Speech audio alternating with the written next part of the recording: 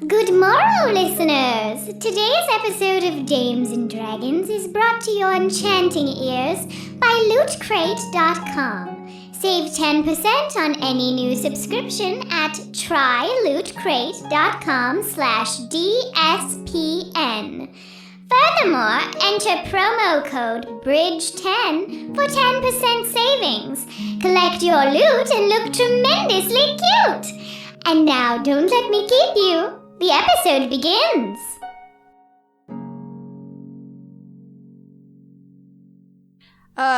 Okay, we need to do an intro to this podcast. Caitlin. Yeah, sorry. I'm sorry, I was on Tumblr. Caitlin, what's the intro? Pull it from the nethersphere, Caitlin.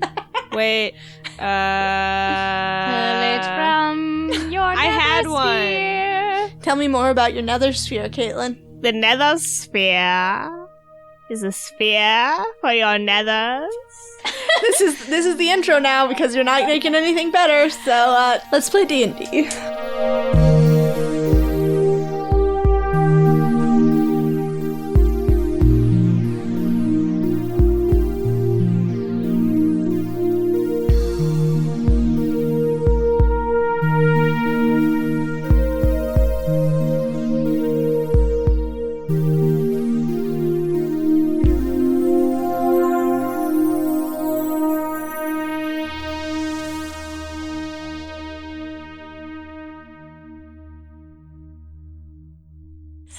Hi, I'm Kat. I'm your DM.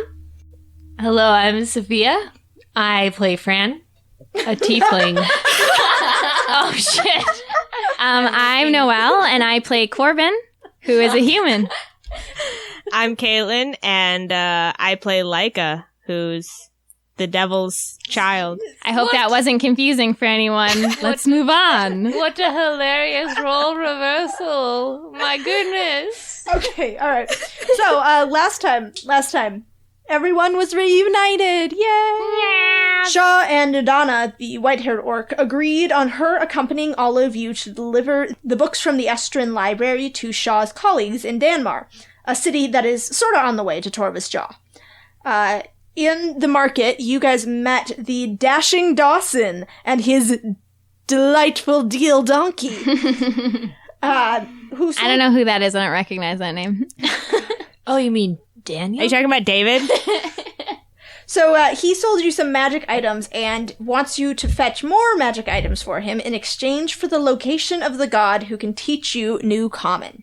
And as you set off into the desert, you saw an enormous set of dragon bones, which as you approached rose from the sand and is now charging towards you.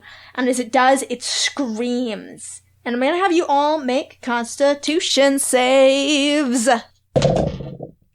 I got 17. 7. I got 14. Okay, and the goddess got 9.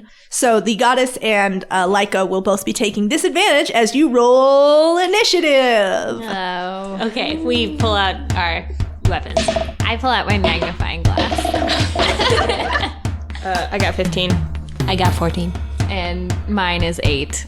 Okay, and goddess is 6. So, the Laika, you are going to go first. The Dracolich, which is what this is still very far away from you at this point, but it is clawing its way towards you. It does not have wings, and it appears to not have a bottom half, so it has to drag itself across the desert sand. So it's like the top half of Skull Greymon? Yes. That's awful. So, since we're pretty far, I think what I want to do is cast Aid. I cast it on Fran, Corbin, and the goddess. Each target's hit point maximum and current hit points increases by 5. I'm then gonna cast Magic Weapon, so I touch my crossbow and it glows, and it's +1. Nice. All right, so then it is the Dracolich's turn. I hate how excited Kat gets. All right, I'm gonna have you all make Dex saving throws. I got an 18. I got 10. 23. Let me see. I need all of the D10s at the table, please. Cat has too many D10s right now.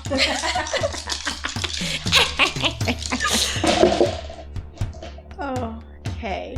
So the dragon opens up its cavernous bone maw, and a cloud of lightning shoots out at you.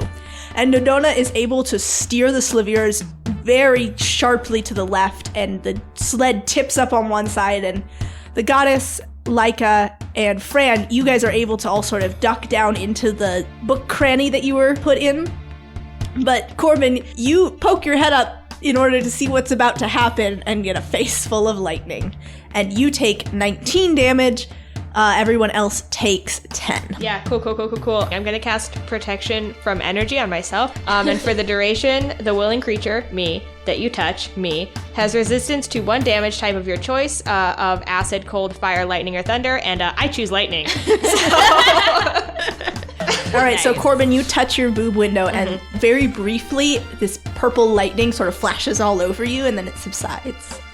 Okay, how far is this dragon? It is still just about 1,000 feet behind you. It's coming at you from in front of and up to the right. Nodona is turning the sled away from it so that it will likely be following behind you by the next turn. I'm gonna use my first aid kit on Corbin. Okay, and how many points are you able to get out of that? So that's 18, so half of that is 9. Okay, plus the 1 that you rolled on that d4 is 10 points of damage back to you. Fran hurriedly takes out her first aid kit and takes out the burn cream from it and slathers it onto your terribly lightning burned arm and wraps it up for you real quick like. Corbin whimpers and thanks. All right. And then it is the goddess's turn, and the goddess is gonna cast Cure Wounds on you, Corbin. Aww. Corbin preemptively starts crying.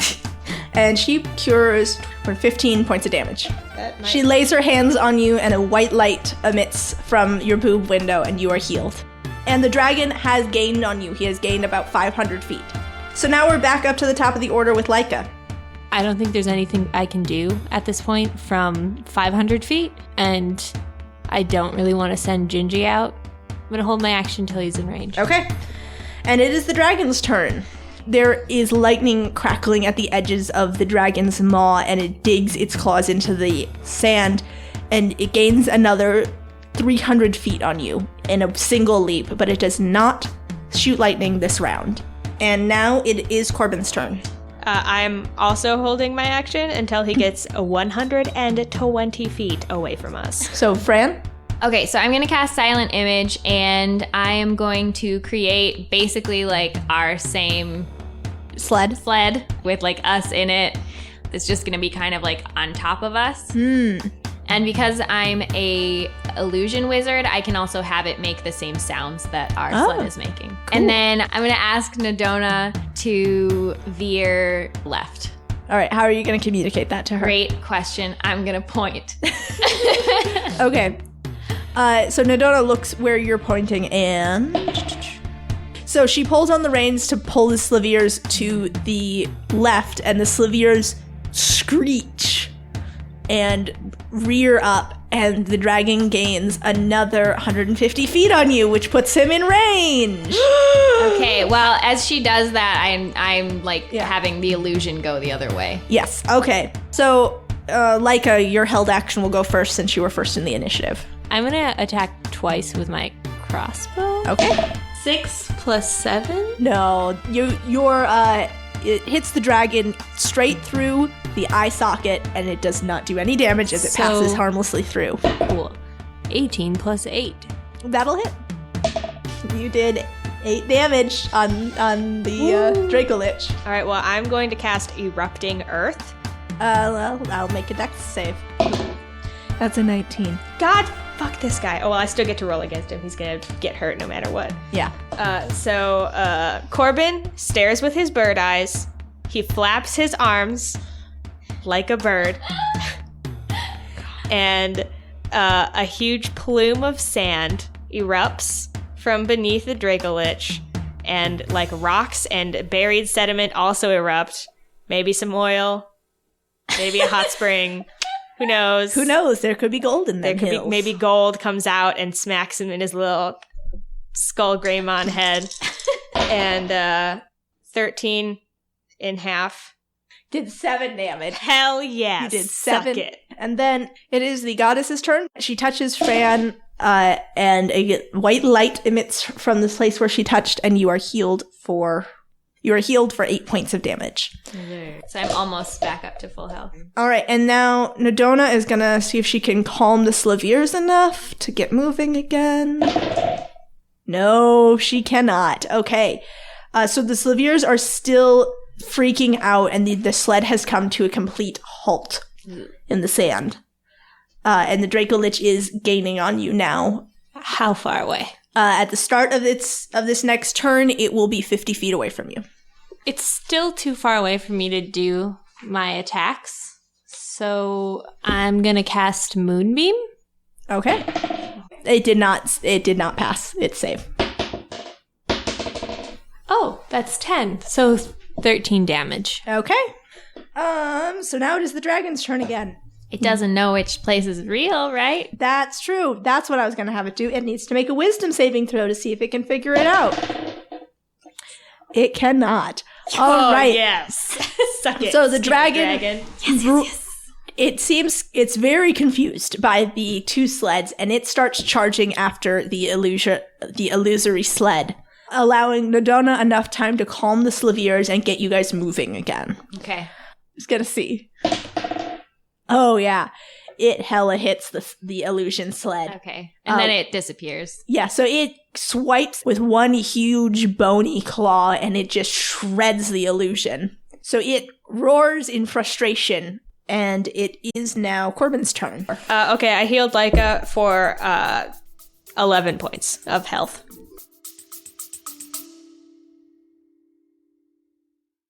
Are you suffering from high-quality podcasts? You see, quality podcasts stimulate parts of your brain, leading to an irksome condition called thinking. But suffer no more, my friend. Introducing Discount Storytime's blend of fictional nonsense and rancid gibberish to provide soothing relief. Try Discount Storytime today. Available on most podcast catchers and at discountstorytime.com. Consult your healthcare provider before listening to Discount Storytime. Not intended to treat unicyclitis, pickleball liver, or jittering expectations. Thank you. You're welcome. Fran, you're up. Okie dokie. Well, he is once again out of my range for attacks, so I'm going to do the same thing I did before. And this time I want to, give her more time instead of just being just turn really fast. Right. So I'm going to lift up 3 fingers and slowly go down to 1. Okay. And then point, and then I'll put the illusion the other way. Okay. I'm going to have her make an animal handling check again. Much better this time. Okay. So now that you've given her a little more time and she knows what's going to happen, you cast the spell, and seamlessly Nadona splits away from it. And the Slaviers are heading serpentine around to the right. Okay. And away. All right, and then it is the goddess's turn, but because no one is hurt, she is skipping this turn. So, Laika, we're back to you. Cool. So I can move the moonbeam 60 feet. Sure. So it hits him again. Would that hit him since we're running? The moonbeam is separate from you, so yes. Yeah. You can move it 60 feet after him as he runs. Okay, I'm moving it. So he will have to make a save again. Okay, was that Constitution? Yeah. Okay. He definitely doesn't. That's a 2. Cool. So that's 10 damage. Okay. Suck it. That's a good spell. So the moonbeam, you move it, you pull it towards you as the Dracolich is chasing you, and the radiant beams of moonlight scorch its bones. And it lets out another ear-splitting shriek, as it is now the dragon's turn, and it passed its wisdom save, so it is not fooled by the same trick twice, and it chases after your sled and lets out another bolt of lightning from its maw, which hurts very badly. I'm going to have you all make dex saves. That's a 10, but I still get half damage if it's a lightning attack. 7. I got 17. The sled. That's not great. All right, so Fran and Corbin, you each take 13. Laika, the goddess, and Nadona each take 26 points of damage, and the Slaviers are panicked. I am prone. Alrighty, it's Corbin's turn. How far away is he from us right now? He is catching up now, so he is 80 feet away. Okay. How is the goddess doing? Does she look She hurt? looks bad. She looks very hurt. Does she look... Is she prone? Yes, she is knocked prone. Can you take an action to help somebody up? I will count that as your movement. Okay, you know what I'm going to do? What are you going to do? I am also going to cast Moonbeam. So I cast Moonbeam. Okay. On him, and I guess he'll make his Constitution check here. Constitution saving throw. Oh, he hella failed that. Oh, thank God. That's 15 points of damage. Great. So there's just 2 moonbeams. 2 beautiful Fly me moonbeams. to the... Sing it. Fly me to the moon. Beam. Let me swing among the stars. Okay. Let me kill a lich with my magical powers. Okay, Fran, it is your turn. Okay, so for my movement, I'm going to help Laika up. And then for my action, I'm going to cast Fireball. Okay. So Fran reaches out her finger towards the Dracolich, and a bright streak of light flashes out. And as it goes towards the Dracolich, it blossoms into an explosion of flame. He makes a dexterity save. Okay. That's a 10. That's a fail. Okay, so he's going to take 8d6 fire damage. Okay. 35 damage. Well done. Okay. Yeah, so the fireball hits him in the face, and the fire sort of wraps around its bones and chars them and makes a huge black scar on this thing's skull. Yeah. And now it is the goddess's turn. And who's the worst hurt right now? It is me. Laika? Either Laika or the goddess. It's me. Or you. Heal yourself. I heal myself. No, the goddess heals you. Aww. Don't you remember that from our other fight? She was like mad damaged and she wouldn't heal herself. What an asshole. I'm gonna heal her, so whatever. Yeah. All right, and she heals you for 11 points of damage. And then it is Nadona's turn. And she manages to calm the Slaviers and get them moving again. And in the distance now, you can see probably about another 500 feet away from you, she has steered you towards a sheer cliff where there is a very small opening that is just wide enough for the sled to fit through, and she is heading straight for that. It'll probably take another turn for her to get there, so you have one more turn to hold this thing off. Badass. All right, so now, Laika, it is your turn again. Can I move that moonbeam? I think it has moved too far at this point. That's fair. That's Yeah. what I figured. So in that case, I'm going to heal the goddess. Okay. So I'm going to heal her for 20 points. Okay. She looks much better. All right, and now it's the dragon's turn. So the lightning is crackling at its maw again, but it does not fire. So then it will... Yeah, it's going to snap at you. Snap at you with those lightning jaws. Ow. Corbin, I guess, is on the outside. We established that earlier. It's going to snap at you, Corbs. Cool. Well, I have more health than 2 people at least. That is going to be an 18. Cool. Alright, it's going to be 11 melee damage and 1 lightning damage. Cool. Not so bad. Not too bad. Not too bad. Yeah, it could be worse. Could be worse. So as the Dracolich snaps down on you, Corbin, you're able to move away enough that just your arm gets caught in its jaws. And as it does, lightning dances across your skin, but it only just barely singes you, and the teeth of the Dracolich crumble as your arm is caught in its jaw, and you're able to pull yourself free. Now, hold on a second. Mm-hmm. So you're telling me that I'm literally ripping my arm out of its caged teeth and they're crumbling? Yes. Can I, punch it and it'll fall apart? Try it on your turn. All right, I will. Actually, speaking of it, it is your turn. Okay, I want to punch it. Shit. Okay. I don't necessarily want to punch it. Oh god, I could also just move my moonbeam. I do think it's weird that its teeth just fell apart, but I also don't want to like break all the bones in my hands by accident. So I'm just gonna move my fucking moonbeam. And I put it right over its big fat monster head. Alright, that is going to be 27 for Constitution. Well, it passes, but it still takes half damage. Okay. So. That's 3 damage. Wow, it's real hurt. You got it. I want to punch it still. Can I take a movement to punch it? No. Definitely an attack. If All I right, ever Fran. heard one. I try. All right, Fran. Okay, so I'm just gonna cast Fireball again. Okay. So it needs to make a Dex saving throw. Okay.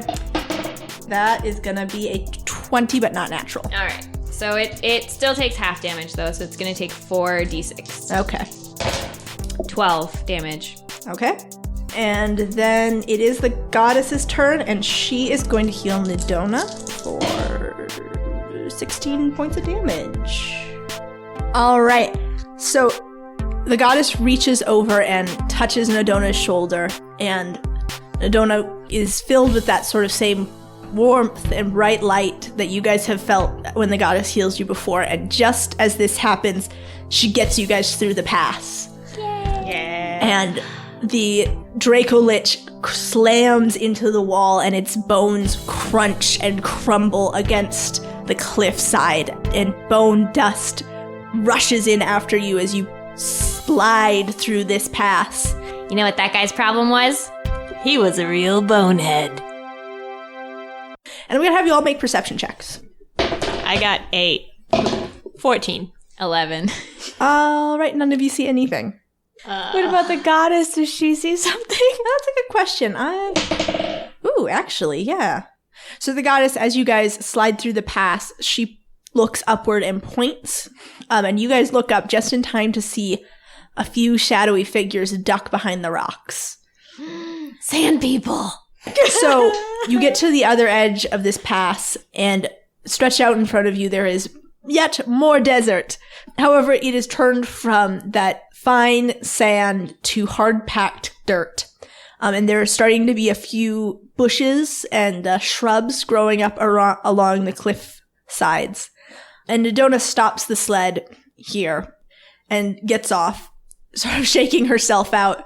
She looks a bit shaken, to put it mildly. So we're now just like in a resting area a little bit? Yeah, you're just outside of this narrow crevasse that you passed through. Okay, so I actually turned to Gingy. Oh, yeah. Do you understand us because we're speaking Old Common, or do you just understand us because you can understand the intentions of what we're saying? I don't know. All right, well that's fair. You're just a wolf. I get it. Hey, I'm not just a wolf. You're just a wonderful guy. So Gingy sort of snaps at you and then goes over to Laika to sit by her side. All right. So I go to Nidona and I hand her my amulet that we use to talk to animals. Okay, Nidona takes it and looks at you quizzically. I bring her over to Gingy and Zaroon, and I gesture emphatically towards them, and I say, talk. So, Fran, you cannot understand what's going on now. Yeah, no. However, Gingy says, What do you want us to talk about? And Nidona just freaks out, and she drops the amulet, and she, takes several steps back. And she's, looking at Gingy with alarm and suspicion. And she goes, I don't understand what's going on. She looks at you and goes, should I bite her? Don't bite her. I don't know. I look to Fran and I say, you should, what do you want to ask? So I go over to her and pick up the amulet and put it back in her hands. And she looks at you and then I pat her hands. And I look at her very meaningfully. And Zaroon takes the lead here. And he says, can you understand our speech, land child? And Nidona nods very quickly, and she's not comfortable with this, but she can understand him. Speak. And she says something, but none of you can understand it, and the wolves sort of look at each other like, no, I didn't get that. Okay, so we can talk to her, but she can't talk to us. I think that we should ask her where the 2 things that the evil god man who stole all my money wanted us to go get. Child, have you a map of this area? And Nadona shakes her head vigorously, and she says something. Again, you can't understand her. So we should ask why we stopped. Yeah. Why have we stopped? And Nadona takes a second to sort of like figure out how she's going to communicate this. But so she points up toward the sun and then makes a motion of like wiping sweat from her brow. And then puts her hands underneath her cheek like in a sleeping motion. So is the sun going down? It's getting late in the afternoon, and it is definitely getting very hot. Oh, okay. So it's time to sleep. Yes, it seems like what she's saying is now is the time to rest because it's the hottest part of the day. Oh, okay. Can we ask her about the shadowy figures above? Zaroon asks her, but she's just sort of shakes her head. Either she doesn't know or she doesn't know how to answer. Okay. But she seems to think this place is safe? Yeah. She seems to think so. She actually takes the tarp off of the books sort of halfway and takes 2 poles from the sled, which she drives into the ground and connects to the tarp to create sort of a lean-to shelter. She sits down and points at the ground for all of you guys and makes another motion like sleep. Okay, I lie down just on the inside, and then I look at Laika and I point next to me. I lay down by Fran because I think she's like being like, hey, you're my friend, sleepover time. Yeah. So I put on my very fancy clothes and I lay beside her. I also put on my very fancy clothes. I point beside me for Corbin to sit beside me. Is there a tree in the nearby area? No. Corbin begrudgingly goes next to Laika. I punch him on the arm because I'm offended. The goddess sort of stands awkwardly at the edge of you guys and eventually sort of sits down by herself. Oh, I invite her over. Yeah, Corbin pats next to him. Yeah. All right, she scooches over, and then Zaroon takes up on the end. Is Gingy on the other side? She is at your feet. Oh, cute. Yes. So we're all spooning, right? all like so one big spoon. One big spoon train. One big spoon train. Spoon boys. After a couple of hours, Nadona, she wakes up Fran and indicates that you should take the next watch. Okay, well, that's fine, I guess. All right. And I take off my pajamas. Which are your very fancy clothes? Yes. Oh my god. So, Fran, while you are on watch, you notice behind you that the goddess's sleep has become very fitful, and she is tossing and turning, and she wakes up suddenly with a sharp gasp, and she's sitting up, shaking. I give a little salute and nod.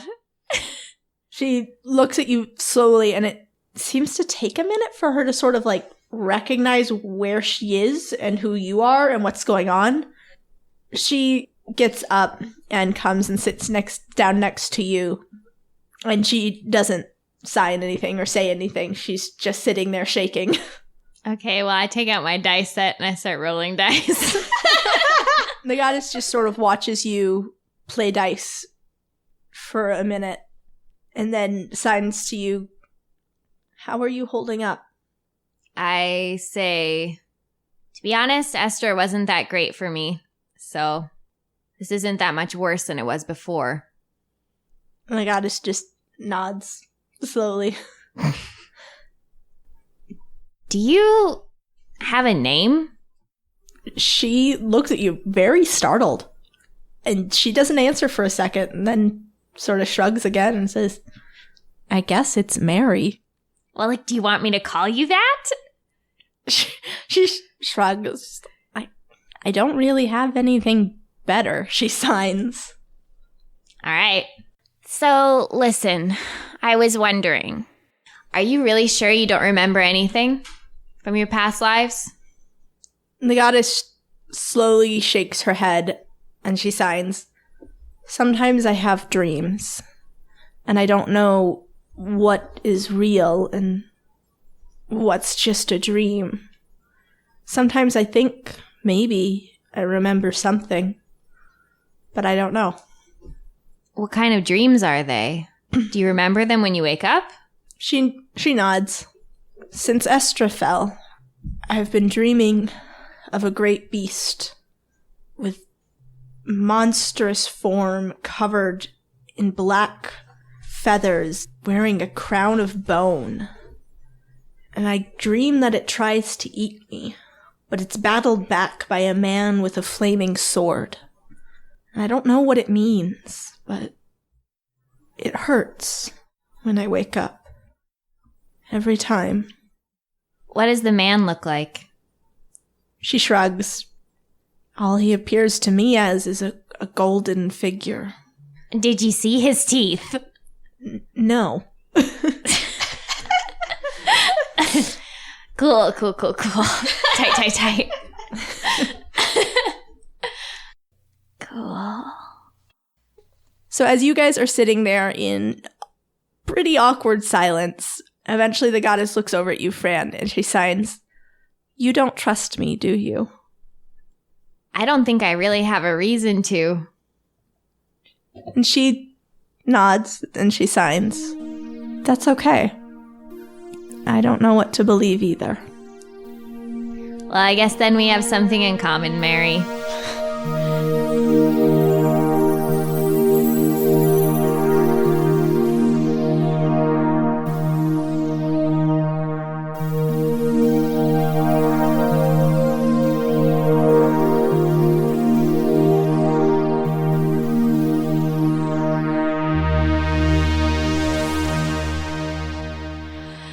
It's summer. It ain't no bummer. These midrolls just keep getting dumber. Thank you to our new Patreon donors, Ben, Hey, and Andrew. You've touched our lives and our wallets, and we can't thank you enough. We are hoping that in a couple months we'll have enough to upgrade on mics, and we're really, really excited about that. Because obviously that's going to mean you guys get a better product.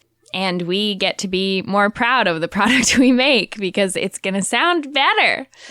Thanks also to iTunes reviewers, PSAX, Hack LaSalle, and Garbger, as well as some dope raters who did not review. My only regret is not being able to thank you each by your beautiful name.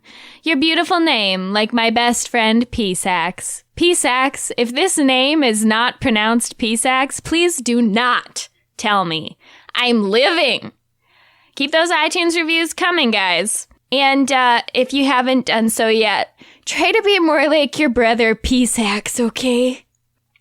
And now I'd like to provide you with a glimpse into another extremely incredible 5e podcast called Venture Maidens. Gather round, travelers, to hear our tale.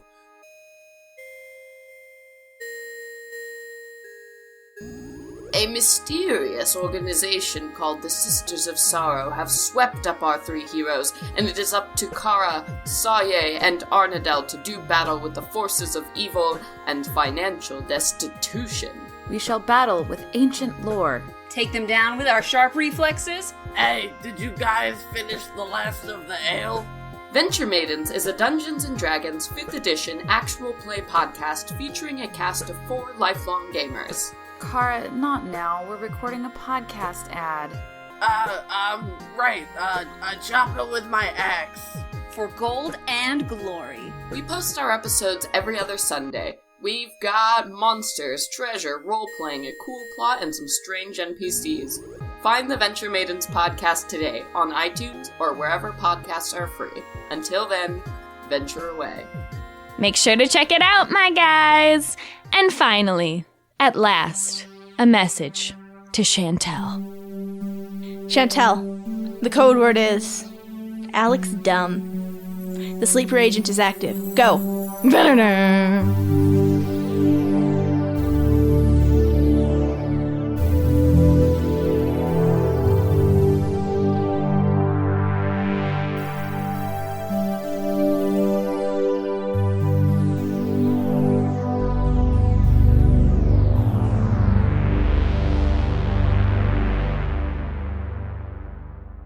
can I wake everyone else up? Sure.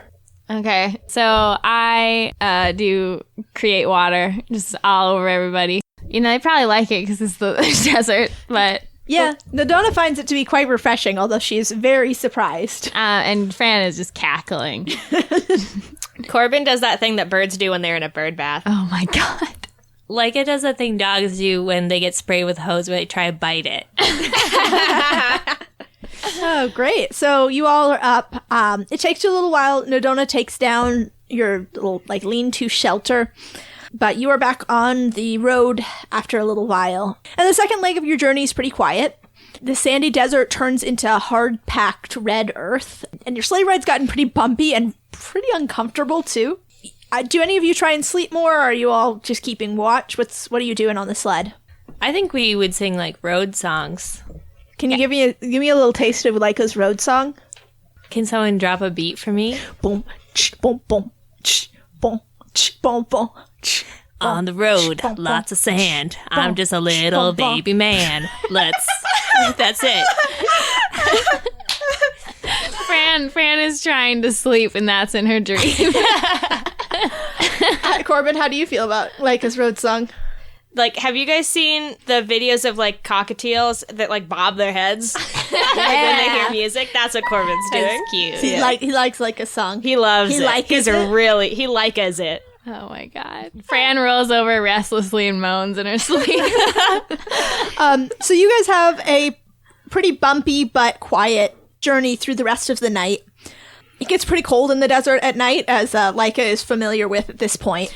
And I guess also during this ride, we would fill each other in completely on everything that's happened to us. I don't know if we did that before. Okay, yeah, so while you guys are on the sled, the goddess participates in your conversations. And actually, roll perception checks. I got a 20. Okay, yeah, so Laika, you notice that as the goddess she's signing things to you and just generally chatting, you notice that Nadona she kind of keeps glancing back, watching the goddess, but every time you make eye contact with her, she looks away. And Laika, you also notice something else. As the goddess is talking, you feel like you're picking up more. You're getting a little bit better at understanding the goddess's sign language. Cool. Okay, so by sunrise, you reach the edge of a large cliff with a switchback road down it. Now that you're seeing some plants and some signs of life, you can tell it looks like it's early spring. And there are these little short white scrub-like bushes with these white flowers blooming on them as you go down this switchback road. And so past these white flowers, you can see in the distance there is the city of Danmar. Danmar is a huge city, on par with the size of Estra. The city is surrounded by walls made of thick red stone, and from up here you can see water running over the tops of the walls and through these canals that run over the city. Waterfalls sparkle as they fall from towers into these deep cisterns, and the most prominent thing you can see about this city from up here is these two canyons that run through the city and out to the ocean beyond, which you can see sparkling in the distance. Oh, Fran screams. And she sort of halfway climbs up Laika's body, and she's like, is that it? Is that it? That looks big. Is that it? Laika, is that it? Well, I don't know. It could be a mirage. What? It's probably... What's a mirage? It's a desert dream. It's the same name as my cologne that I've been wearing in the desert. Oh, it's bad then. Yes. Fran sits back down, but is wide-eyed, staring at that ocean, trying to figure out if it's a desert dream. So as you get lower down the cliff, your view of the ocean disappears beyond the walls, and you continue to go down and down and down till you reach the bottom of the cliff. And there's a wide road that leads to the gate of Danmar, and you see there's a small line of carts and merchants outside the city wall, and each one of their carts is just sort of being given a cursory check by the city guards before it goes in. But Nadona doesn't stop in this line. She actually pulls away around the line and toward the city wall, where she parks the sled in the shade. And she hops off the sled and starts tending to the slaviers. And the goddess signs to you all, like, why are we stopping? Why are we over here?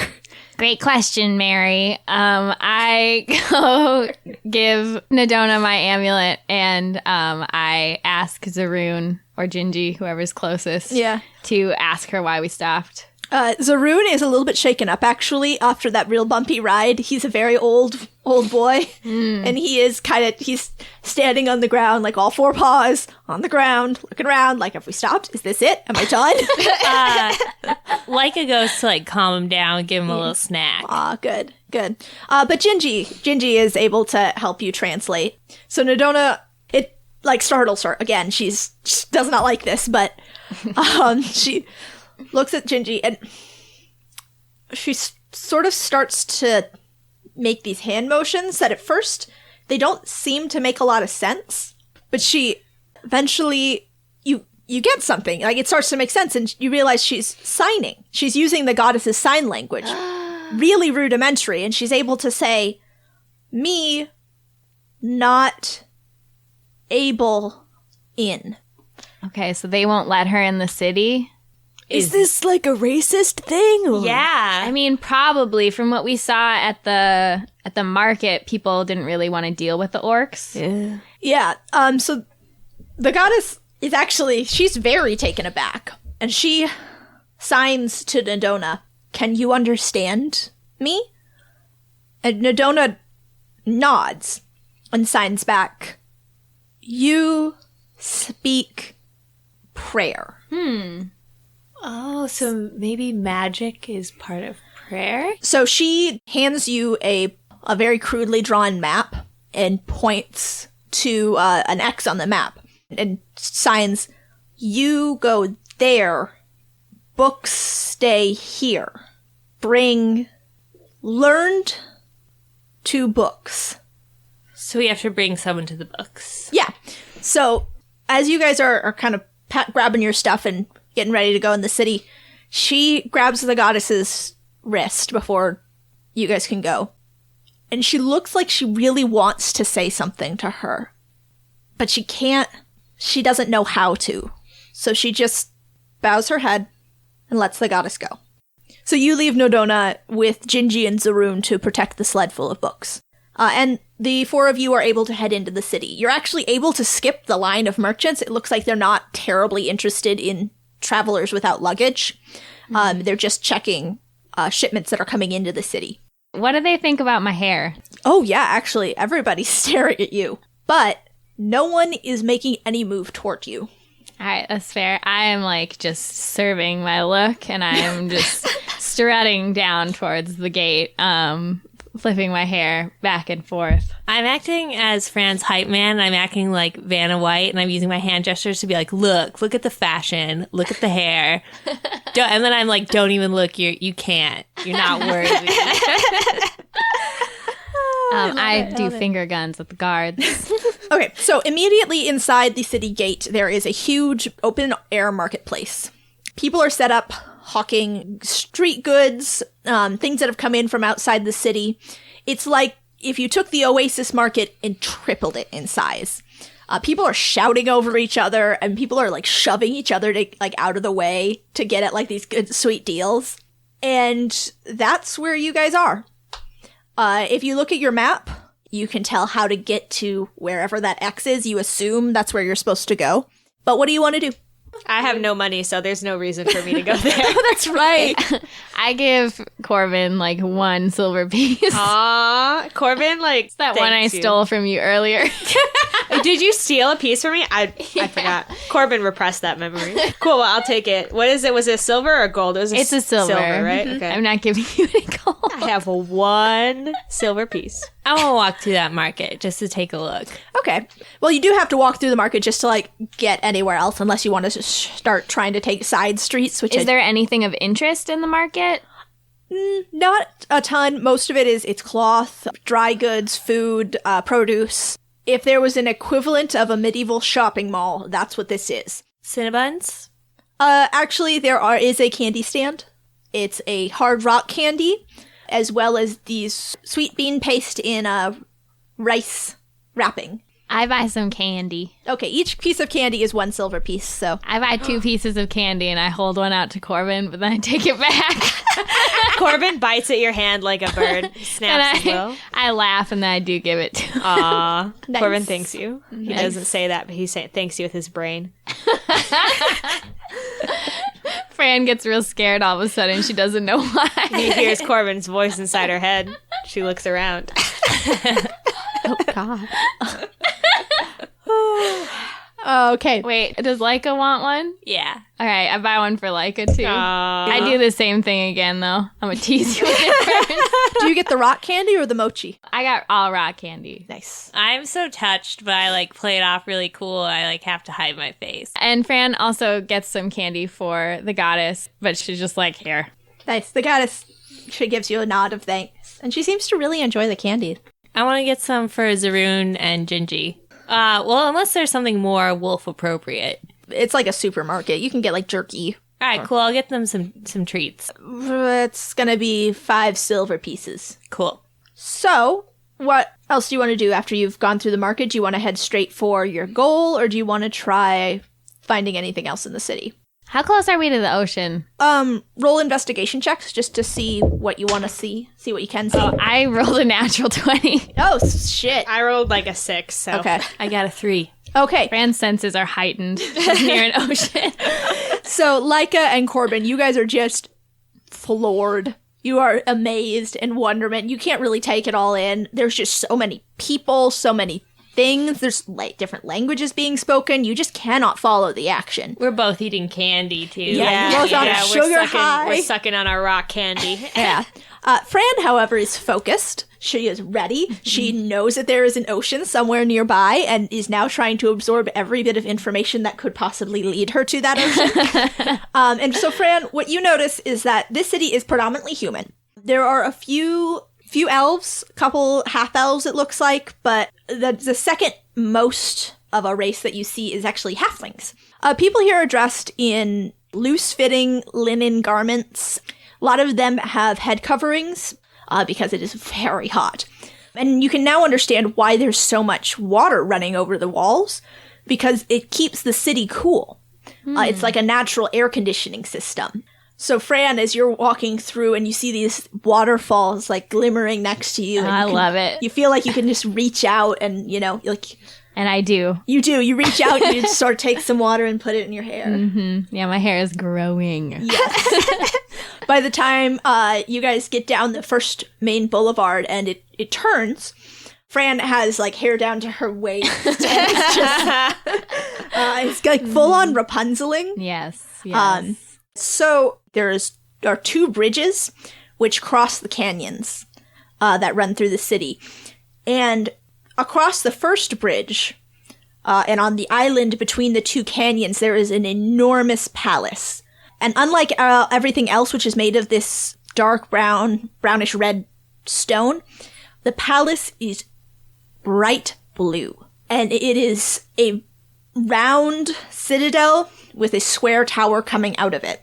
And at the top of the tower is glittering glass. And around that, there are high walls with small windows in them where archers could be positioned. So if you want to head towards the ocean, Fran, you can feel the sea breeze. You can feel a cooler breeze coming in from the west. Mm-hmm. So do you head that way? Yeah, I'm going right for the ocean. I'm following the water trail. So you guys head down the street. You pass by some houses, it looks like. And then you feel that sea breeze really strong. And as you look to your right, and there it is. The street ends in a path that goes along the cliff edge around the ocean. And a little ways out into the bay, you can see there's an island with a large fortress on it. But beyond that, it's just water. It's just open ocean and blue sky and white clouds. Uh-oh. How tall is this cliff? It's 10, 15 feet. All right, I immediately start climbing down, walking in style, going under, and I disappear. You'll never see from me again. Goodbye. Laika, she's worried for Fran because Fran just is peace. But she's scared of the ocean from like almost drowning, so she's like standing back trying to play it cool, but she's sweating. Corbin's extremely disappointed because he was definitely imagining like soft white Florida beaches, and that's not what he has gotten. So he no longer cares about the ocean. What do I see under the waves? Okay, so under the waves, there are a lot of shipwrecks, actually. A lot of craggy rocks. You can kind of figure out, like, oh, okay, the rocks are why there are all these shipwrecks. And lots of fish. Lots of fish. But, I mean, nothing terribly interesting. I don't know what you're expecting to find down there. You don't think that fish are terribly interesting? To Fran. Okay. Fran loves these fish. She's obsessed with these fish. She's swimming around like Ariel, trying to make friends with the fish. The fish all swim away as soon as you get close. So Fran's gone now. What do you two want to do? I'm scared of the ocean, so... Laika, do you want to go find some smart dude? Should we leave Fran, though? She's fine. So the goddess doesn't have any better ideas either. But as you guys are kind of like trying to figure out like what you're going to do, the goddess is looking around. And there's lots of little like seaside shops. It looks like this is a popular spot for people who maybe aren't from the city to come.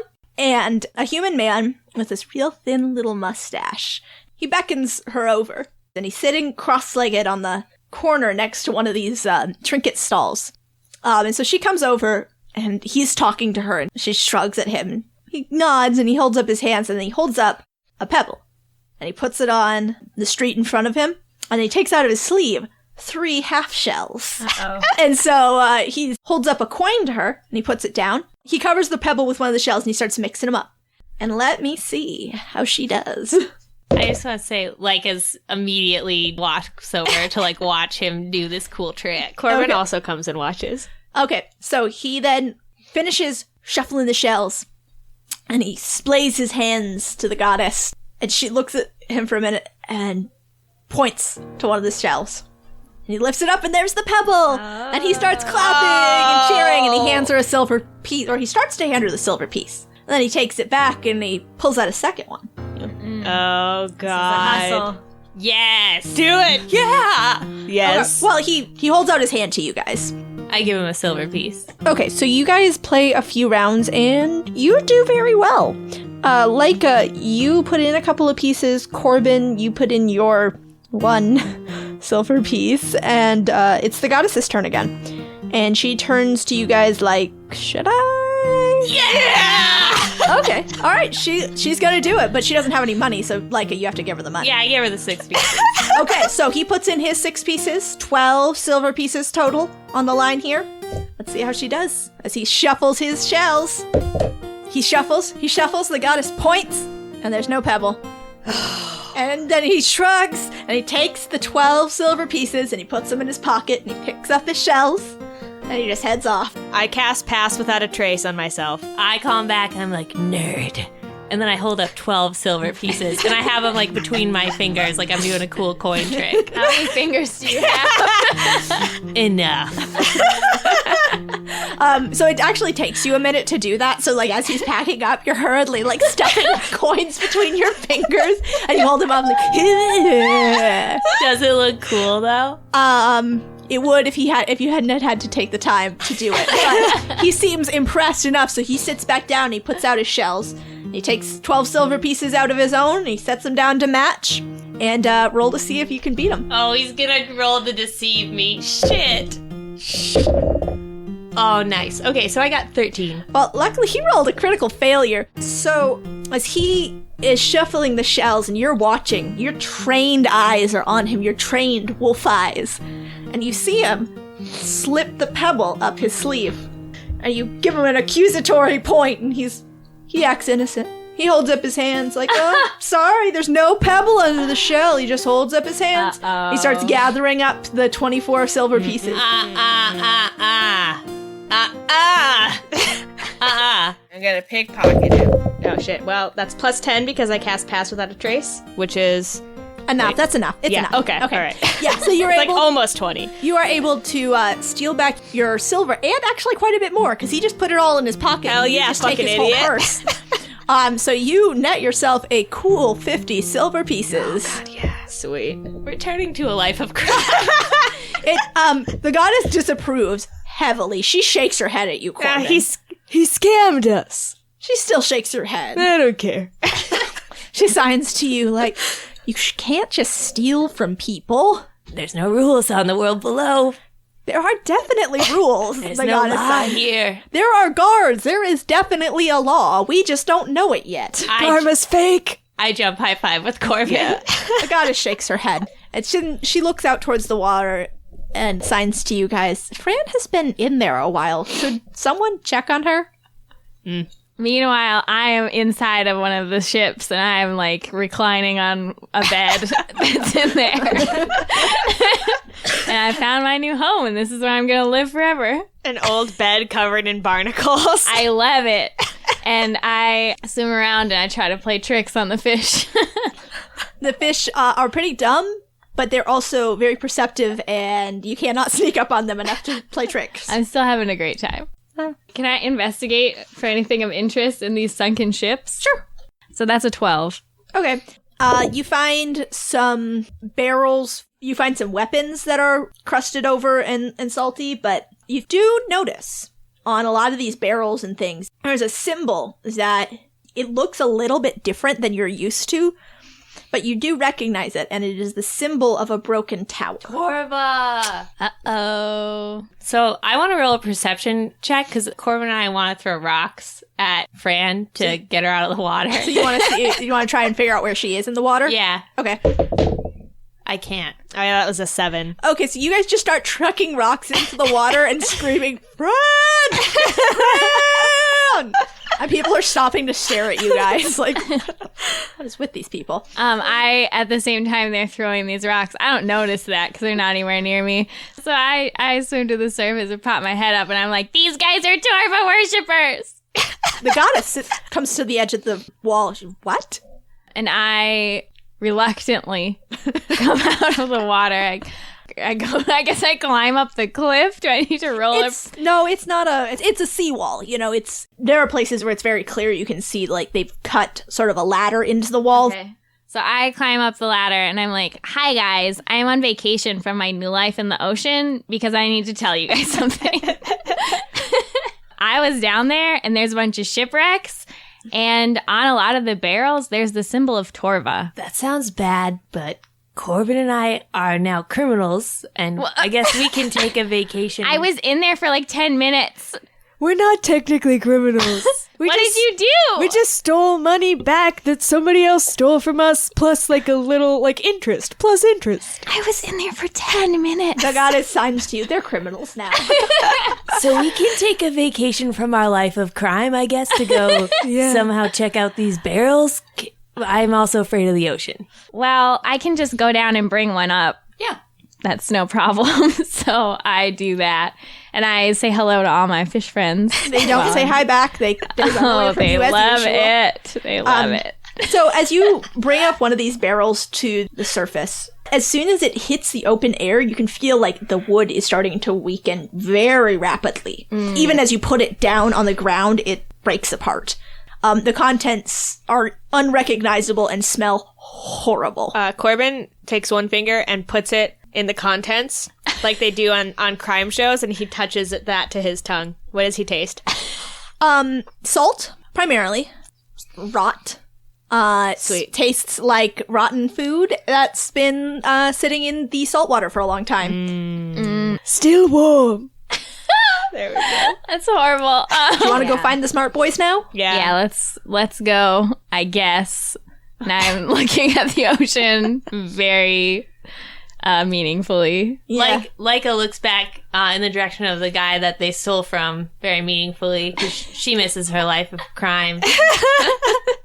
Does she look back with dreamy eyes? Yeah. Like stealing. I'm gonna have you guys roll intelligence checks because now you are off of the main path of this city and you gotta try and read this map. Figure out where you are. I got 18. I also got 18. I got 12. Okay, that's enough. You guys Smart are good. boys. So the map isn't very detailed. It's really just a few lines drawn that's supposed to like signify these are the streets you take. And you're walking along them and you're not quite sure, but then Corbin charges ahead. He takes the lead. and takes a running jump, turns into a crone. There you go. Flies up to get a bird's eye view. There you go, y'all. You're welcome. So you get back out to that main thoroughfare and head down it. There is a bit of a bottleneck at the bridge that you need to cross that goes over the canyon. So you have a little time to look around there and look down over the edge of the canyon where you can see mighty rivers run under the city through these canyons and out into the ocean. I love this place, you guys. And so you head across the bridge, and this area of town is probably 100 times nicer than the area you just came from. All of the buildings have beautiful, ornate carvings on them, and you can see to your left, there's the palace. There's a huge white stone archway with a wrought iron gate that's been gilded, so it's beautiful shining gold in the light. To your right, there's another white stone archway, and that leads to beautiful buildings with really intricate carvings and reliefs and statues. There are fountains with depictions of people with, like, water pouring from their hands, like their hands are cupped and water is pouring from their hands. Oh, I stand next to one and I do that. And if there were cameras, you'd be like, take my picture, take my picture. Mm-hmm. But I just do it and I'm like, do you like it? I take Fran's picture by drawing it on my armor. Nice. Nice. I'm very touched by that. Nice. And so you follow your map and eventually come to, like, next to the other buildings in this area. It doesn't look that impressive, but it is much more intricate than a lot of the buildings on Estra, and you're looking at all these little carvings on the columns outside these big wooden doors. The first 2 floors have no windows, and then there's a 3rd floor above that with a row of round windows that are plated with horn up at the top. So what do you guys want to do? Do you want to go in? I mean, is this where the X was on our map? This is where the X led you to. Then, yeah. Okay, so you walk in, and what you find in the first room is it's an entryway with a reception desk and a bored-looking man sitting at it. So he's wearing something very similar to what Shaw wore, but his sash is blue, and it has a different insignia on it. And he looks up at you, and he says something. You don't know what it is. But he does not sound terribly enthused about it. And he looks back down at whatever he's doing. Laika, because you're the tallest one and you can kind of peer over the top of the desk, you see that he's making a very unflattering caricature of somebody. So not one of you 4, but some old fart bag. He's making a very unflattering caricature of. I run to the desk and I say, I'm looking for the dressers for Medea. He stares blankly at you, and his hand is inching towards a bell on his desk. Oh, God. Could the goddess try and sign to him? Okay, so you guys suggest to her that she try and sign. And so she does. And he looks at her for a second and sort of squints his eyes, and then he nods, like, oh. And he looks a little confused, but he stands up and he makes a motion at you guys to, like, wait where you are. And he leaves. I sit down at the chair on his desk. I sit on the desk. There are, like, some chairs, like, waiting room chairs, but no, you guys... Yeah, okay. I just stand there with Mary. Yeah. We're hanging out. The receptionist comes back in, and he is leading a small delegation of people. There's 1 female high elf, 2 humans, a man and a woman, and a female gnome who follow after him. As they're coming into the room, these 4 are chatting amongst themselves, and they seem a little bit, like, curious and worried, but as they hear you talking, the high elf woman, she stops dead in her tracks. And she looks at you all and she goes, "Did Shaw send you?"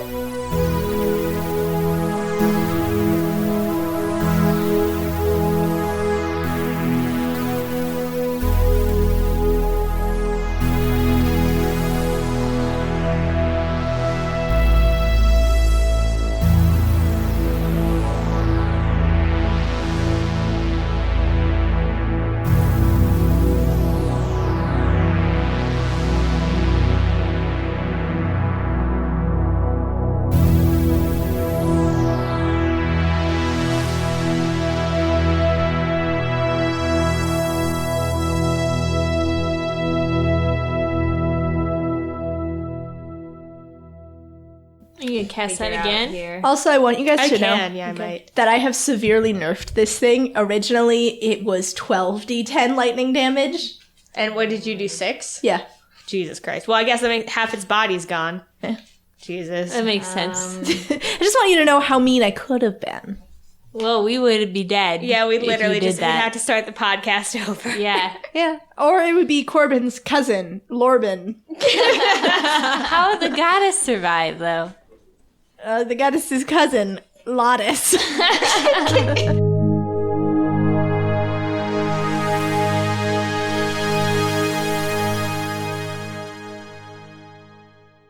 Party 13, let's suit up for adventure.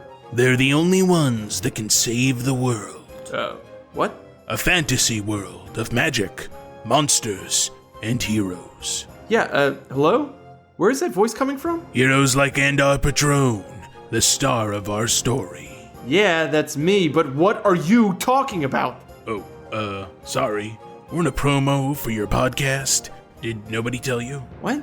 Your podcast. Have Spellbook Will Travel? Have Spellbook? It's a scripted fantasy comedy audio drama based on the creator's experiences playing tabletop games. To be honest, that sounds pretty boring. Well, it's hilarious. And heartwarming. And great. Super great. Whatever you say, buddy. Have Spellbook Will Travel on the Don't Split the Podcast network.